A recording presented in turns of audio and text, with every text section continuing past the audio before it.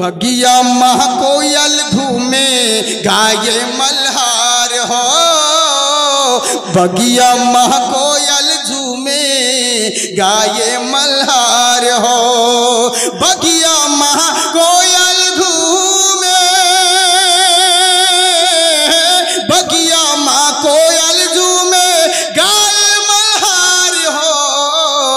अमुना के घरवा देखो ऐलन सरकार हो, अमुना के घरवा देखो ऐलन सरकार हो।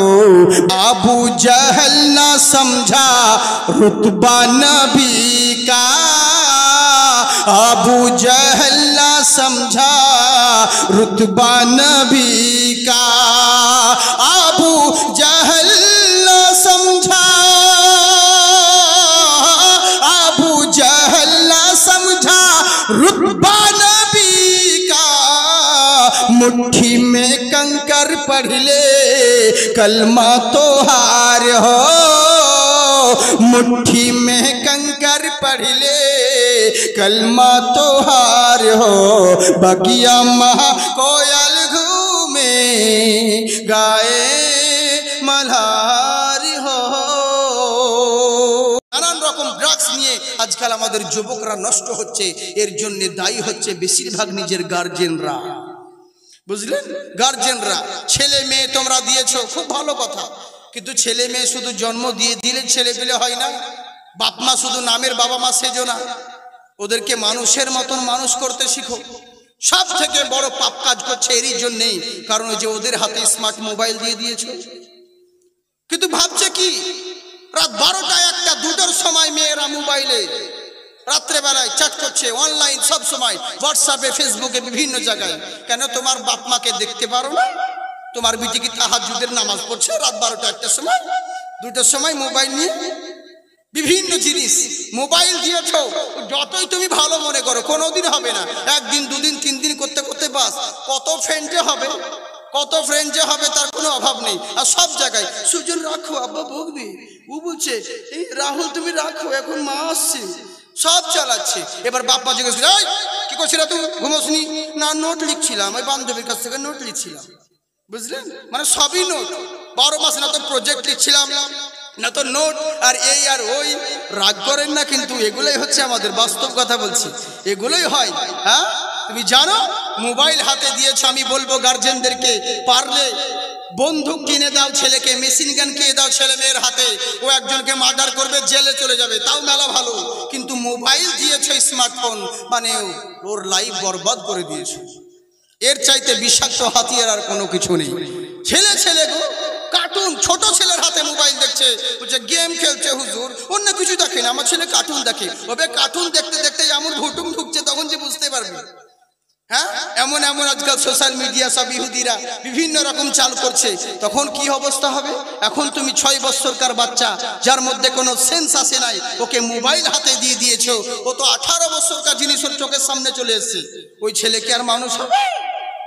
2 দিন পরে তো বলবে বিয়া দে না তো কেটা ফেলবো। সেদিন কি করবা? এই তো হচ্ছে আমাদের অবস্থা। মোবাইল থেকে দূরে রাখো, দূরে সরো। হ্যাঁ, প্রয়োজন আছে প্রত্যেক জিনিসের, কিন্তু তাই বলে ওরকম নয়, এটা জেনে রাখো আল্লাহর কাছে জবাব দিতে হবে।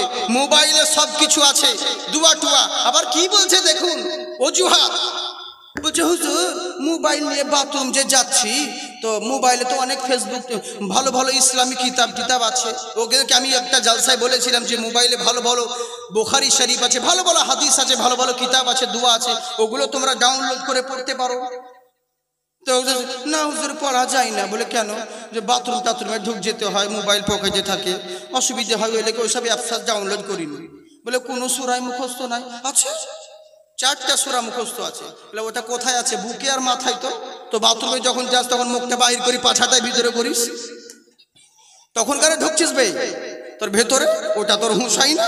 এখন তুমি অজুহাত করার খুঁজে পাও না। তুমি কি করবো? বিশ্ব যখন এগিয়ে গেছে, আমরা আছি পিছে, আর বিবি তালাকের প্রশ্ন খুঁজে কোরআন হাদিস চুষে। এই তো হচ্ছে মুসলমান। কাকে বলবো দুঃখের কথা বাপজি, হক কথা বললে টক লাগে, কিন্তু যতই রাগ করবেন করুন, ওয়াজের সাথে সাথে ওয়াশও করা দরকার আছে। বলুন ঠিক না বেটি? হ্যাঁ বা তোরাই ভালো বুঝলি রে। ঠিক বাস্তব কথা বলছি, হক কথা বলে রাখবেন না। কিন্তু আমার বহুত পুরাতন কথা জানেন, স্বামী রাগী, বউটা খুব ভয় করে। স্বামী প্রচন্ড রাগী, তো মাছ ধরে এনে বউকে দিয়ে যাই রান্না কর, বেছে গুছে রান্না কর, আমি গোসল করে আসি। এই বউ স্বামী গোসল করতে গেছে, বিবি মাছটাকে মানে কেটে কুটে মশলা টসলা মাখিয়ে দিয়ে একটা খাঁচির মধ্যে কটোরার মধ্যে মাছটা রেখেছে রান্না করবে বলে। আর এদিকে একটা বিড়াল এসে মাছগুলোকে খেয়ে নিয়েছে। বিবি চিন্তা করলো, আল্লাহ আমার স্বামী তো মেয়েরা কিছু দেবে না, ও যদি এসে মাছ না পায় তাহলে তো এত আমার যা স্বামী রাগী, আমার তো অবস্থা শেষ করে দিবে, মনে হয় বাইন তালাকি দিতে পারে। কি করবে স্বামীর মারের ভয়ে, বুঝলেন? আমি একদম নর্মালি ভাষায় কথা বলছি, গুদা বাংলা, স্ট্যান্ডার্ড বাংলা বললে সবাই বুঝবে না, কারণ ব্যাপারটা হচ্ছে একটা জালসা মহাপীরে সব রকম শ্রোতা থাকে, এরই জন্যেই এমন কোনো ভাষা প্রয়োগ যেটা বুঝতে পারবে না। হ্যাঁ, আমি যদি আপনাদেরকে বলি এখন দুনিয়াটা যদি দাবানলে অত্যন্ত জলদি আরম্ভ করিতেছে, কি বুঝবেন? দাবানল শুনতে ভালো, লোকে বলবে স্ট্যান্ডার্ড মৌলবি আছে, জেনারেল শিক্ষিত ভালো, কিন্তু পাবলিক বুঝবেই না, বুঝলেন তো? এই তো হচ্ছে ব্যাপার। হ্যাঁ, এই হচ্ছে ব্যাপার। তো করলো কি, স্বামীর মায়ের ভয়ে ই বউ করেছে কি, স্বামীতে মারবে বলে দুটা ব্যাঙ ধরেছে, ব্যাঙকে ধরে কেটে মশলা টসলা মাখিয়ে রান্না করেছে। কিন্তু ওর 6-7 বছরকার একটা বাচ্চা ছিল, ছেলেটা কিন্তু দেখেছে যে মা আমার ব্যাঙ রান্না করছে।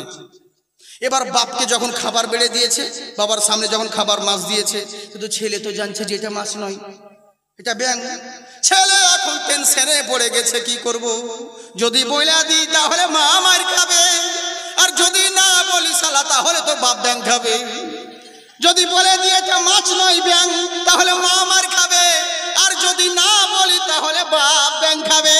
আমরা মৌলানারা ওরকম টেনশনে পড়ে গেছি, যদি হক কথা বলি পাবলিক রেগে যাবে, পালিয়ে যাবে, আর যদি না বলি তাহলে তো সোজা জাহান্নামে যাবে।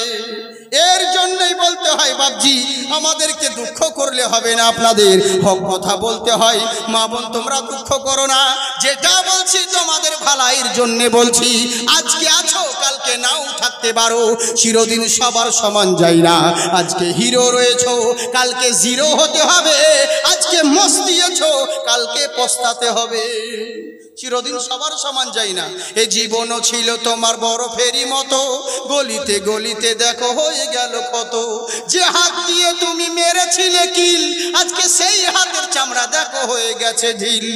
তাই তো বাবা, চিরদিন সবার সমান যায় না, তাই জেনে রাখো মরতে একদিন সকলকে হবে। তাই মরার আগে পূর্ণ মুসলমান হয়ে মরো, নামধারী মুসলমান হয়েও না। নামকে বাস্তে মুসলমান হয়ে আছো, কিন্তু তোমার মধ্যে ইসলামিক কোনো আদর্শই তো নেই, তো কি করে তোমার আজকে সমাজের উন্নতি হবে? এরই জন্যই তো আমাদের ছেলেদের এই অবস্থা, এরই জন্যে তো আজকে মুসলমানদের সমাজ এরকম প্রবলেম পড়ে আছে। এখনো সুযোগ আছে, গার্জেনদেরকে বলবো কিয়ামতের দিনে ইসলামকে শুধরাবার দায়িত্ব আল্লাহ আপনাকে দেয়নি, আপনি নিজের পরিবারকে আগে শুধরান, তাহলেই বাস ইনশাল্লাহ। আগে নিজে ভালো হন, নিজের পরিবারকে ভালো করুন, তবেই না কাজ হবে। কিন্তু না, আমরা করি কি, আমি চাইছি ও ভালো হোক, ও চাইছে ও ভালো হোক, কিন্তু কেউ নিজে নিজে ভালো হতে চাই না, খালি লোকের ফতোয়া দিতেই ব্যস্ত, ভালো কাজ করতে নাই। আমরা মুসলমান কোন কাজে এগিয়ে বলেন? কোন কাজের দিকে আছে? বড় দুঃখ লাগে, আফসোস লাগে, কাকে বলবো এই সমস্ত কথাগুলো? বুঝলেন, এই তো পরিস্থিতি আমাদের অনুযায়ী। ইসলামিক আদর্শ আমাদের মধ্যে নেই, যদি থাকতো তাহলে এই দুর্নীতি কোনোদিন আমাদের মধ্যে হতো না। এরই জন্যই তো আমাদের ছেলেপিলে, আমাদের ইতিহাস কোনো জায়গাতে নেই। কিন্তু কেমন তাদের মুসলমান, কেমন তাদের ইতিহাস চিন্তা করুন, আমাদের আখলাক কেমন, আমরা কেমন নবীকে ভালোবাসি, আমাদের মধ্যে কতটা নবীর আখলাক আছে, আর তিনাদের মধ্যে কতটা নবীর আখলাক আছে, চিন্তা করে দেখুন। উনি বলছে, বাবা আমি রাজি আছি, আপনার বাগানের কর্ম করব, বাগানে গাছ লাগিয়ে দিব, কিন্তু যেমন করে হোক আমাকে ক্ষমা দিতে হবে, আমি ক্ষমা নিব। এখান থেকে বলছিলাম, বলবো না ছেড়ে দিব? বলবো না, আমি জিজ্ঞেস করে করে বলছি, যদি বলেন তাহলে বলবো, নাহলে আবার বলবো না। আপনাদেরকে বিরক্ত লাগে না? ভোজপুরি নাকি? ও ভোজপুরি গজল, আচ্ছা বেশ ঠিক আছে বলছি, ফ্রিতে বলবো। আচ্ছা ঠিক আছে বলেই দিই। যখন বলছে আমার এক ভাই যে একটা ভোজপুরি গজল তো বহুত আছে, মনে পড়ছে না আমার অতটা, যাই হোক একটা দু মিসরা আমি বলে দিই। कि बगिया मह कोयल घूमे गाये मल्हार हो, बगिया मह कोयल झूमे गाये मल्हार हो, बगिया मह कोयल घूमे, बगिया मह कोयल झूमे गाये मल्हार हो, अमुना के घरवा देखो ऐलन सरकार हो, अमुना के घरवा देखो ऐलन सरकार हो, बगिया महा कोयल झूमे गाये मल्हार हो। सुभान अल्लाह बोलें। পয়সা দিয়েন না কিন্তু সুবহানাল্লাহ তো দেন, ওই নোটও দিবেন না, ভোটও না দিবেন না, কি করে হবে? চুপ করে বললে হয়। মোহাব্বতে হাত উঠিয়ে বলেন আল্লাহু আকবার।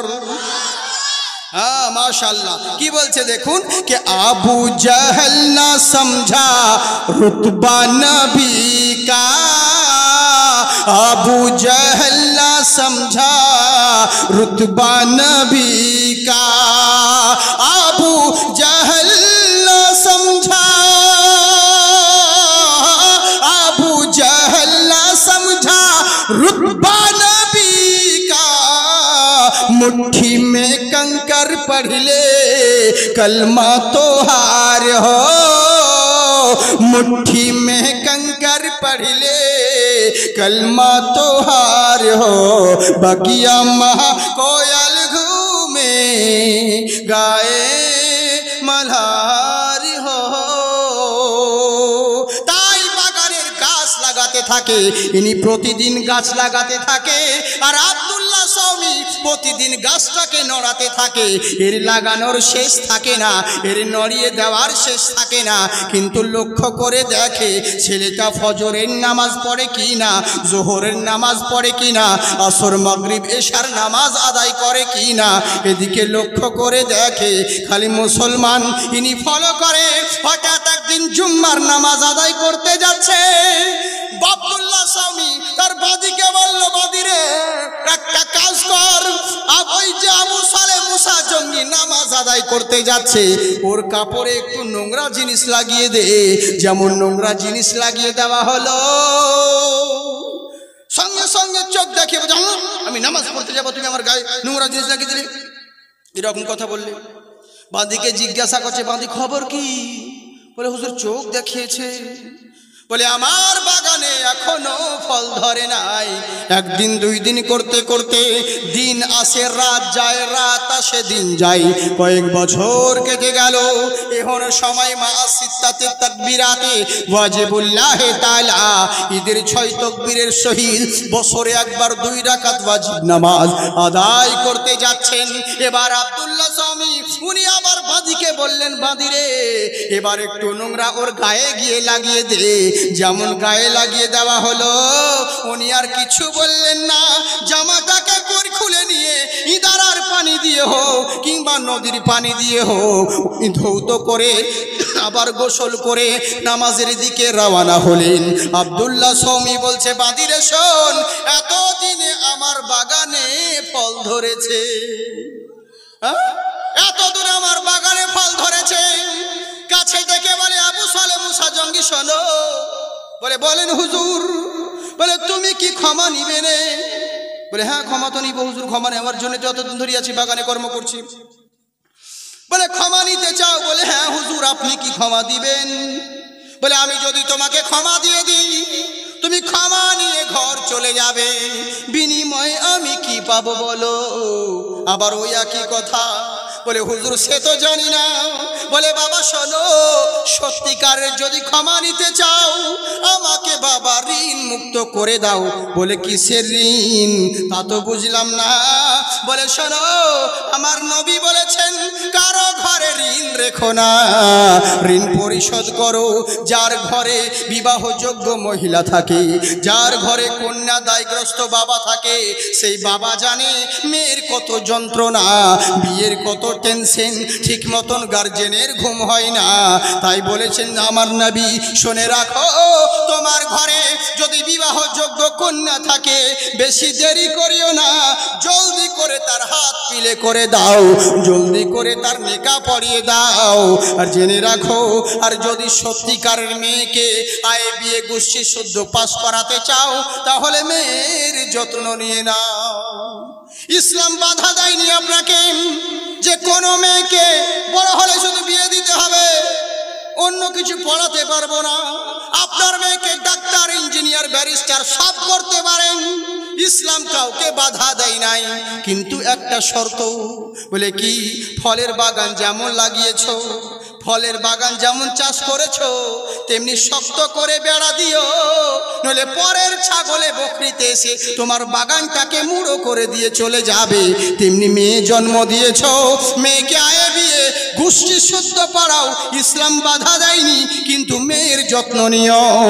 যদি তোমার সত্যিকারের মেয়ে বিবাহর যোগ্য হয়ে থাকে, বেশি দেরি করিও না, তাড়াতাড়ি বিবাহ দিয়ে দিও।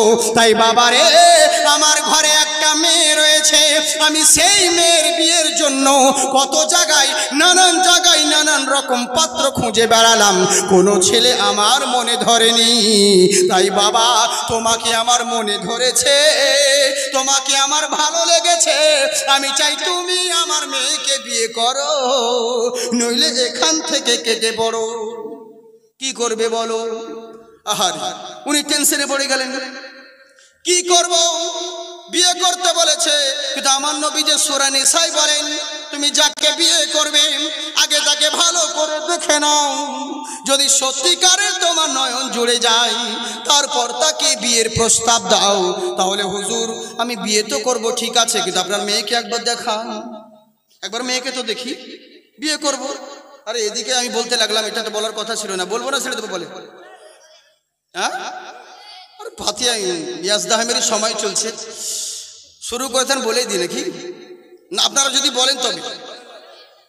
আমাকে একজন বলছিল কিছুক্ষণ কিছু কথা বলতে, হ্যাঁ, কিন্তু আমি বলি না, কারণ ইন্টারনেটে বহু, কিন্তু পাবলিকের দর্শকেরই তো অনুরোধের ওয়াজ করতে পারি না, কিন্তু আপনাদের কারণে আমাকে বলতে হয়, আর লোকে বলবে কি বে, এত শুনেছিলাম, বুঝলেন তো? এই হচ্ছে ব্যাপার, কিন্তু তা নয়, যতবার শুনবেন নেকি পাবে। আপনাদের জন্য বলতে আছি, এখানে অনেক দূর দারাজ থেকে বহু ভাইরা এসেছে, এই যে ইউটিউবার মিয়ারা, আমি তোমাদেরকে বলবো, তোমরা দিনের উদ্দেশ্যে কাজ করো, টাকাও পাবে, নেকিও পাবে, কিন্তু অন্য কিছু করো না সোনামুখী। কিন্তু আজকাল স্বার্থপর সব মানুষ, জানেন, যতক্ষণকার ততক্ষণ, ওই মানে ভিউয়ের জন্য মানুষ কত কিছু করে। ওই বলছে হুজুর, জাকির হুজুর জিন্দাবাদ, জাকির হুজুর জিন্দাবাদ। দুদিন দেখছে জাকির হোসেন কেউ অমুক জায়গায় কোনো একটা, কোনো ওয়াহাবি হোক বা কোনো গैरमुकालिद হোক, কিছু কথা বলেছে, ওটাকে নিয়ে এখানে নিজের চ্যানেল ছাড়ছে, জাকির হোসেন মুর্দাবাদ, জাকির হোসেন মুর্দাবাদ।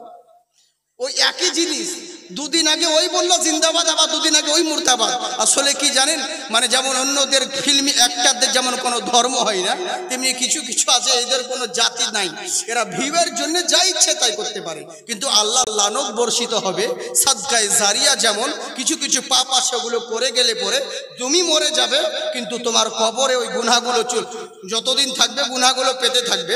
কিছু কিছু নেকির কাজ এমন আছে, তুমি মরে যাবে কিন্তু তোমার কবরে নেকি পৌঁছাতে থাকবে, কিন্তু এরা বোঝে না, মানুষ বুঝতেই চাইছে না কখন কার কি হয়। আল্লাহ আমাদেরকে হেদায়েত করুক। তো যাই হোক, কিছু কিছু জিনিস আছে, কিন্তু দোষ করে বেহুদ্দা, মার খায় গোষ্ঠী শুদ্ধা। কিছুদিনের জন্য সবারই প্রবলেম। এই যে যারা ভাইরা এসেছে, এরা বহু দূর থেকে কষ্ট করে মহব্বতে ভালোবাসার জন্য আসে। কেন? এরা ভালোবাসে, এরা ভালোবাসে বলে আসে। আমি আর কত নিষেধ করবো, আর নিষেধ করি না যে করো, করে ব্যাপার নেই, কারণ কিছু কিছু জিনিস দরকারও রয়েছে, কিন্তু কিছু কিছু জিনিস আবার প্রবলেমও হচ্ছে, এরই কারণে আমি করতে দিছিলাম না। কিন্তু এরা ভালোবাসার জন্য দেখেন উত্তর দিনাজপুর থেকে এসছে, উত্তর দিনাজপুর থেকে এসে, তারপরে তো হাবলা কাবলা বাবলা তাবলা, এই যে এদিকে মুথাবাড়ি, আরো যাও, এদের বহুত আছে, বুঝেছেন? কি নাম করব সবাই? হ্যাঁ, মানে সবাইকে ভালো লাগে। আর এরই জন্যে ভালো লাগে কারণ আমি ওরা তো ওই সব আমাদেরই কম বেশি বয়সের একটু হবে এদিক সেদিক উঁচু নিচু। তো যাই হোক এরই লেগে ইনশাল্লাহ আমি দোয়া করি। আর সবসময় যারা ভালো কাজ করে আমি তাদের লেগে অন্তর থেকে দোয়া করি যে আল্লাহ তুমি যারা দিনের উদ্দেশ্যে ভালো কাজ করে তাদেরকে তুমি রক্ষা করো, তাদের হেফাজত করো। আর যারা বেহুরমাতি করে তাদেরকে ধ্বংস করো। ওরকম না থাকার চাইতে না থাকা অনেক ভালো, বুঝলেন? তো এই হচ্ছে ব্যাপার। তো যাকে অনেক দূর থেকে এসেছেন অনেক মানুষ ভালোবাসার খাতিরে, ভালোবাসার জন্যে। কিন্তু কি বলবো আপনাদেরকে, এরই জন্যে আমাদের অবস্থা হচ্ছে কি, আমাদের যে সমস্ত যুবক ছেলে মুসলমানদের যে অবস্থা। কিন্তু আমার কথাটা হচ্ছে যে মানুষ যে কোনো জিনিস যে কোনো যাই করে আপনাদের মহব্বতের জন্য আমরা বলি, এরা রেকর্ড করে আপনাদের কাছে পৌঁছায়, আপনারা শুনেন। এটা হচ্ছে একটা জারিয়া। অনেক মানুষ সামনে পায় না, কত মানুষ কত কি কথা বলে, আসল জিনিসগুলো কেউ লক্ষ্য করে না। আল্লাহ কোরআনে বলেন ওয়ামাল্লাম ইয়াহকুম বিমা আনজালাল্লাহু ফাউলাইকা হুমুল কাফিরুন। যদি আল্লাহর আইন বাদ দিয়ে নিজের মন মতন যদি চলাফেরা করো, মন গড়া আইন মেনে যদি চলো, তুমি মুসলমান থাকবে না, কাফের হয়ে যাবে। কিন্তু ওদিকে আমাদের হুঁশ নাই, আমরা ঝগড়া করছি মিলাদ করা যাবে কিনা, কিয়াম করা যাবে কিনা, মুনাজাত করা যাবে কিনা। এক জালসাতে গিয়েছি, জালসাতে গিয়ে ডান দিক থেকে বলছে হুজুর এখানে মুনাজাত করবেন না, দোয়া করবেন না, আমরা ওসব করি না। বাম দিক থেকে বলছে হুজুর আপনি মুনাজাত করবেন, আমরা করি। বলে তোমরা কারা? বলে আমরা শ্রোতা। বলে জালসার কমিটিকে? বলে দুই দলের লোক আছে। বলে যা সারা দোয়া করলেও দোষ, না করলেও দোষ, তার মানে তোমরা পয়সা দিবে না, এটা তোমাদের নতুন চাল। বলে না, বলে কি করলাম, সবাইকে রক্ষা করতে হবে, এলে কি এক হাতে মুনাজাত করতে হলো, বুঝলে? তোরা যেমন সেরকম আমাদেরকেও করতে হয়। কি বলবো, আমাদেরকে খুব মানুষ ভালোবাসে, এত সম্মান করে, বিশাল সম্মান। তো এই তো কিছুদিন আগে বাংলায়, হাই রে হাই, আমার আগে দেখলাম একটা বক্তা স্টেজে, এত সুন্দর চেয়ার আছে, ওই আসনটাকে ছেড়ে দিয়ে একটা কাঠের চেয়ারে, ভাঙা চেয়ারে বক্তব্য রাখলেন। আমি চিন্তা করি, ওর পরে আমি স্টেজে উঠলাম, আমি চিন্তা করলাম কি ব্যাপার রে, এরকম এত ভালো চেয়ার রেখেও ভাঙা চেয়ারে ওয়াজ করলো, তার মানে আমি দেখি। তা আমি এবার দেখলাম ভালো চেয়ারটা দেবো, সে একটু ভালো করে এদিক ওদিক তাকিয়ে দেখলাম, দেখছি একটা স্প্রিং এর চেয়ার, একটা স্প্রিং ভেঙে বেরিয়ে আছে। তার মানে কমিটি বুঝাতে চাইলে হুজুর কিছু দিতে পারবো না, ওয়াজ যদি এদিক সেদিক করেন স্প্রিং ঢুকে যাবে। এই তো হচ্ছে ব্যাপার। হাই রে সম্মান, আপনারা ভালো আছেন, বুঝলেন? কিন্তু আমাদের বিশাল বেয়ার, কোন দিকে যাব বলুন, যা ইচ্ছে তাই। আর জালসা করতে নেমে ভারী সমস্যা, আমি তো জিজ্ঞেস করতেও পারি না যে কে কোন জালসা করে। আজকে কয়েকদিন পর আমার এখানে প্রোগ্রাম আছে গোলাপগঞ্জ এলাকাতে, জানি না যে ওরা কে, বুঝলেন? আমাকে বহুজন নিমন্ত্রণ করে, দাওয়াত দেয় জালসার জন্য, হুজুর আপনাকে আসতে হবে। বলে ঠিক আছে যাব, কোনো ব্যাপার নেই। আর কালিয়াচক এলাকা তো বেশিরভাগই সুন্নি এলাকা, এই নিয়ে তখন কে কোন বক্তাকে বলছে, কে ফুরফুরাকে বলছে, আর কে দেওবন্দিকে বলছে, ওসব আমার দেখা দরকার কি বে? ওরা আমাকে দেখে ভয় করবে, আমি কেন ভয় করব ওদেরকে দেখে? আমার মধ্যে তাহলে নিশ্চয় কমজোরি আছে। আমাকে যদি কেউ দাওয়াত করে নিজে ডাকে তো কেন যাব না? আমি তো ইসলামের কথা বলতে যাব, আমি আমার আল্লাহ রসুলের বাণী বলতে যাব। ও কি করছে আমার বলার কর্তব্য বলে দিব, হেদায়েতের মালিক হচ্ছে আল্লাহ। হ্যাঁ, আমি যদি ওর হয়ে ওর মতন করে দিই তাহলে সেটা গোলালু হয়ে গেল, মানে আমার নিজের কোনো জাত নাই, যাকে দুয়াসলা বলে, যেখানে যেমন সেখানে তেমন। কিন্তু আমরা তো তা নয়, এখন ইন্টারনেটের যুগ, মানুষ ইউটিউবে দেখছে যে জাকির একটা সুন্নির বক্তা, জাকির হোসেন আমার নামের নিচে রসবি লেখা রয়েছে, ওদিকে হুঁশ নাই। তো তাহলে ওরা আমাদেরকে দেখে বলবে যে ওই বক্তা থাকলে পরে আমরা যাব না, আমরা আসবো না। তা আমরা কেন ওরকম করব? দাওয়াত করেছিস কর। এবার আমি পরে ওদেরকে ফোন করছি যে আচ্ছা ভাই আপনারা কি এরকম অন্য দলে? তো বললে কেন হুজুর কি হয়েছে? বললাম এমনি অনেক জোর রিপোর্ট আমাকে করছে আপনারা বলে এই এরকম। না বললাম আমরা ওসব, ওরা শিক্ষিত মানুষ বলে হুজুর আমরা ওসব বুঝি না, কে ফুরফুরা, কে দেওবন্দি, কে হবি, কে বেরেলি, ওসব বুঝি না। আমরা শিক্ষিত লোক, যখন শনি রবিবারের দিন আমরা চাকরিজীবী মানুষ, যখন ছুটি পাই তখন আপনার লেকচারগুলো শুনি।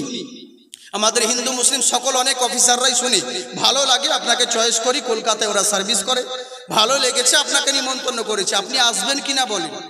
আল্লাহ যে আমি এরকম করি, বলে আপনি আপনার মতন করবেন, আমরা কি আপনাকে বলবো যে আপনাকে এই করতে হবে ওই করতে হবে? আপনি যা করেন আপনি তাই করবেন, এতে কি আছে তা? আমরা তো জোর করে আপনাকে কিছু বলতে পারবো না, করাতে পারবো না। আমরা বাণী শুনতে এসেছি, আল্লাহ রসুলের বাণী। কেন আপনার ধর্ম আপনার মাযহাব কি এই শিক্ষা দেয়? আহলে সুন্নাতুল জামাত বলেছে যে তোমরা ভাষণ শুধু আহলে সুন্নাতদের সামনে জালসা করো আর ওয়াহাবিদের জালসা শোনায়ও না। নিজের স্টেজে খুব ফতোয়া দিতে পারছো, অমুকের পিছনে এই করা হারাম, অমুকের মাদ্রাসায় চাঁদা দেওয়া হারাম, ওবে ওর স্টেজে গিয়ে বল কত বুকের পাটা দেখবো। ওই নিজের এতে কবি গানের মতন পাল্লা পাল্লি করছো, তোমার স্টেজে তুমি যা পাচ্ছ ধুয়ে দিচ্ছ, ওর স্টেজে ও ধুয়ে দিচ্ছে, কিন্তু কেউ সামনাসামনি আর হতে যায় না, বুঝলেন? এই তো হচ্ছে অবস্থা। আচ্ছা বলুন তো দেখি, এরকম যদি কোনো মানুষ আমাদেরকে ভালোবেসে জালসার জন্য নিমন্ত্রণ করে, সেই জায়গায় যাওয়া ঠিক হবে না বেঠিক হবে বলেন? হ্যাঁ, ঠিক না বেঠিক? ঠিক, সবাই বলবে। তাহলে এই হচ্ছে ব্যাপার। কিন্তু অনেকের অনেক রকম অ্যালার্জি হয়, তো ওসব দেখে আমাদের কি লাভ আছে? আমি গ্লাসে দুধ খাচ্ছি, কেউ যদি বলে মদ খাচ্ছে, ওসব আমার দেখার দরকার কি? যতই চেষ্টা কর আর যতই যাই কর, কারণ অন্যান্য বক্তার ক্ষেত্রে হচ্ছে আলাদা, আর আমার কারণটা হচ্ছে আলাদা। আমি বক্তব্য লাইনে এসেছি শুধুমাত্র আমার উদ্দেশ্য অন্যরকম, কারণ আমি একজন শায়ের বটে। আমার না এই দিকে না গেলেও হবে, কিন্তু করি, কারণ অনেক কিছু কথা মৌলবীরা বলে না, আর সেগুলো আমাকে বলে দিই, তাতে কেউ বলুক আর না বলুক, এরই কারণেই। কে কি করলো না করলো আমার দরকার নেই, জালসা করতেই যে হবে এটা কোনো জরুরি নয়, কারণ আমি এমনিতেই তো প্রোগ্রাম, আমি যতটা লাইফে প্রোগ্রাম করি তার থেকে মনে হয় 3 ডাবল প্রোগ্রাম ক্যান্সেল করি, বুঝলেন? কারণ দাওয়াত নিয়ে ক্যান্সেল করি না, নিই না। কত আপনাদের প্রত্যেকটা এলাকায় আশেপাশে প্রোগ্রাম হয়, কিন্তু আমাকে দেখেন কি প্রত্যেকটা জায়গা থেকে আমাকে ফোন করে, কিন্তু হয় না। দেখা গেল এখানে 50টা প্রোগ্রাম এলো, তার মধ্যে হয়তো 2টো নিলাম, অন্য জায়গায় হলো এরকম। এই হচ্ছে ব্যাপার। আমরা সব জায়গায় যাইও না আর নিও না, তো বুঝলে? তো এমনিতেই তো কম প্রোগ্রাম করি, তো তাতে কি যায় আসে? কিন্তু যতদিন বাঁচবো হক কথা বলে যাব। কে ফাটলো আর কে ফুটলো আমার দেখা দরকার নেই। আপনারা দোয়া করবেন আল্লাহ পাক যেন মাসলাকে আহলে সুন্নাতের প্রতি যেন মারতে দম তক কায়েম দায়েম রাখেন, বলেন আল্লাহুম্মা আমিন। যাই হোক, কিন্তু বাবজি হক কথা বললে মানুষকে টক লাগে, কিন্তু বলবো কারে আর শুনবে কে রে? এই তো হচ্ছে আমাদের সমাজের পরিবেশ। ইসলামিক আদর্শ আমাদের মধ্যে থাকতে হবে। নিজেদের মধ্যে মারামারি করে নিজেদের সব বেকার করে দিলেন, এরকম করিয়েন না। নিজেদের মধ্যেই তো মারামারি আমাদের চলছে। ও বলছে আশরাফি ভালো লাগে, আশরাফি বলছে কালিমি ভালো লাগে, কালিমি বলছে রসমি ভালো লাগে। নিজেদের ঝামেলায় তো মিটাই না, তো পরকে কি করে ঝামেলা মিটাবো? আসল জিনিস আমরা ভুলে গেলাম, বড় আফসোস লাগে, দুঃখ লাগে। কিন্তু চিন্তা করে দেখুন তাদের আদর্শ কেমন, তাদের আখলাক কেমন।